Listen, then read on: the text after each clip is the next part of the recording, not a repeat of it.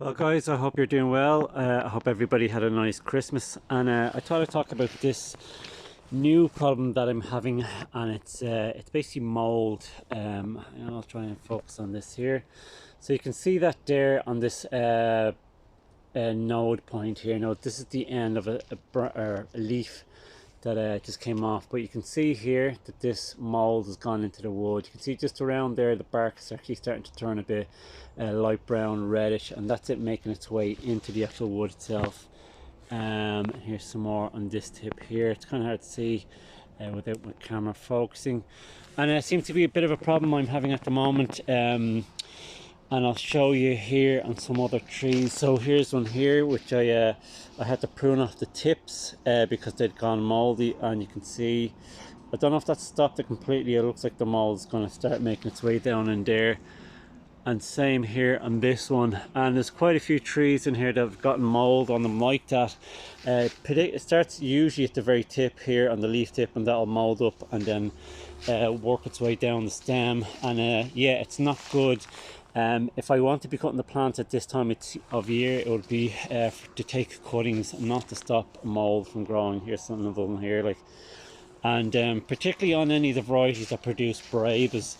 So for example, this one here, which is a Marinese, I had to prune off the tip here because the top of it had gone moldy.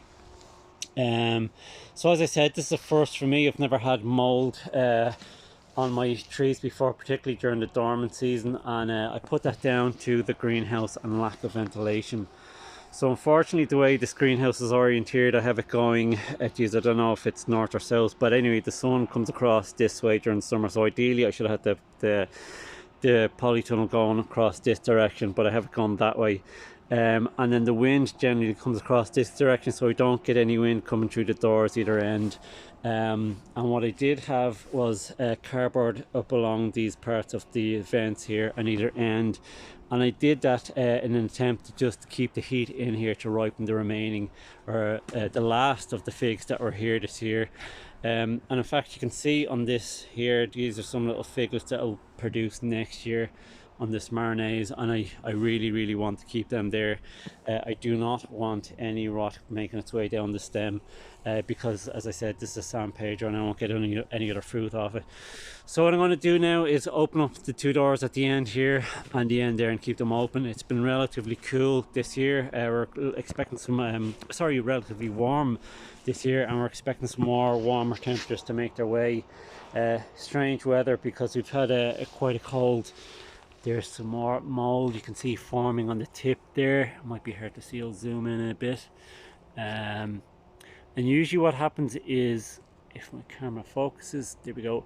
Usually what happens is this leaf that's left here, or is dying from the season's growth, just hangs on there and forms mold, and then that makes its way into the actual branch itself. So yeah, how do I get around this? Just better ventilation. I'll have to open up the doors. Like I said, we're coming into warmer temperature, so I'll open up the doors anyway. And besides, the trees are all dormant now, so it doesn't make any difference if I have them open or closed. You don't really get that cold in the winter here in Ireland. It's certainly not cold enough to get any dieback off the trees. So lesson learned, I won't be I'll be keeping the doors open during the winter. I will not have any lack of ventilation here during the cooler months. And then just on another side note, I'm actually going to be taking cuttings off my trees this year, mainly because I have to. If you can see this Ronde Bordeaux here, the camera doesn't do it justice, but this thing is absolutely huge. I do not need all of this growth, so I'm thinking of selling cuttings or even donating cuttings to anybody maybe who has anything to swap with maybe. But yeah, so if you're interested in cuttings, just let me know and I'll see what I can do. But there you go guys, make sure you keep your polytunnels or greenhouses well ventilated, particularly in the colder months.